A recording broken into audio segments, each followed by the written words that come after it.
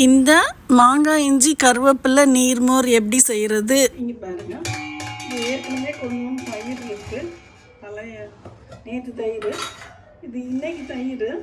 இதை வந்து நான் இந்த அளவு, இந்த கப்பளவு நான் எடுக்கிறேன்.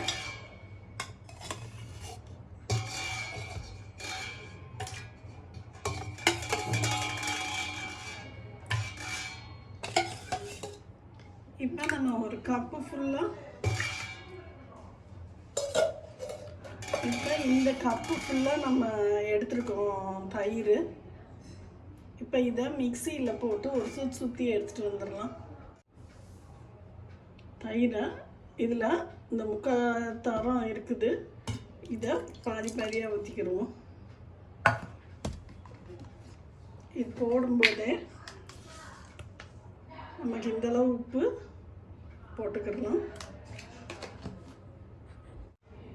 இது வந்து மாங்காய் இஞ்சி, நம்ம ஃப்ரெஷ் மாங்காய் இஞ்சினாலும் நீங்கள் யூஸ் பண்ணிக்கோங்க.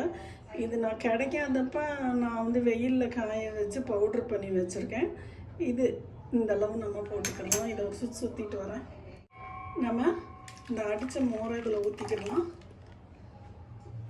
இன்னொரு பாதி இருக்குது, அதையும் நான் இப்போ ஊற்றிட்டு அடிச்சுட்டு வரேன். இப்போ இதையும் நம்ம ஊற்றிக்கிறோம்.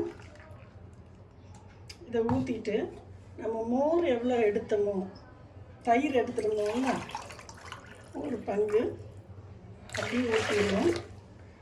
2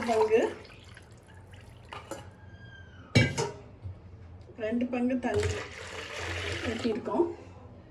இது 3ஆவது பங்கு நான் அந்த மிக்சியில் ஊற்றி மிக்சியை அடித்து ஊற்றிக்கிறேன். இப்போ நம்ம மிக்சியில் இருந்ததை ஃபுல்லாக அடிச்சிட்டோம். இப்போ மொத்தம் 3 பங்கு இல்லை 2.25 பங்கு தண்ணி ஊற்றிட்டு, 1 பங்கு தயிருக்கு 3 பங்கு தண்ணி ஊற்றிருக்கோம்.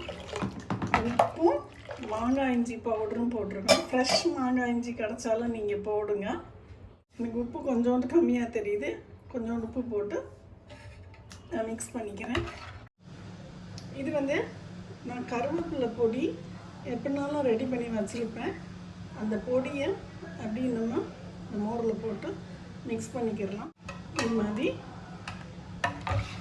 நீங்கள் கலந்துக்கணும்னா நம்ம இதில் உப்பு, மாங்காய் இஞ்சி, கருவேப்பிலை பொடி, ஏன்னா நம்ம வந்து இது மாதிரி போட்டோம்னா மிக்சிலே போட்டு ஒரு சுற்றி இருக்கலாம். இது வந்து இந்த மாதிரி திப்பியாக இருக்குது. இருந்தாலும் வந்து இந்த மாதிரி பவுடர் ஃபார்மில் இருக்கும்போது நம்ம குடிச்சிடலாம். இப்போ நான் அந்த கிளாஸில் ஊற்றி காமிக்கிறேன்.